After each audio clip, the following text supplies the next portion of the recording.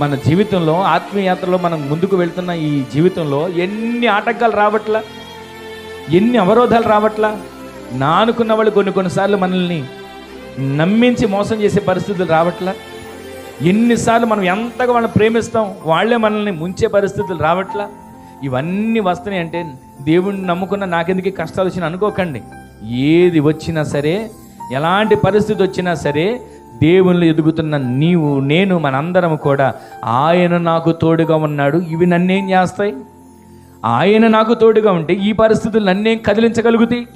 ఆయన నాకు తోడుగా ఉంటే ఈ తుఫాను, ఈ అలజడి, ఈ సముద్రం నన్ను ఎంతసేపు భయపెడుతుంది? ఆయన నాకు తోడుగా ఉన్నాడు. తోడుగా ఉన్న దేవుని సన్నిధిలో నేను నిశ్చలమైన వ్యక్తిగా, కదల్చబడిన వ్యక్తిగా, స్థిరమైన వ్యక్తిగా ఆయన కొరకు ఎదురు చూసే గుంపులో నేను నిలబడతాను. ఆమేన్ చెప్పండి. ఆ విధంగా మనం నిలబడాలి.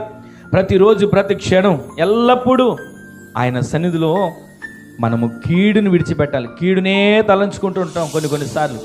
కీడుని తలంచుకోవడం అంటే ఏదేదో నేరాలు ఘోరాలని కాదు. కీడు ఎంతసేపు కీడు ఆలోచనలు అంటుంటారు కొన్నిసార్లు. కీడు కల వచ్చిందంటారు కొన్నిసార్లు.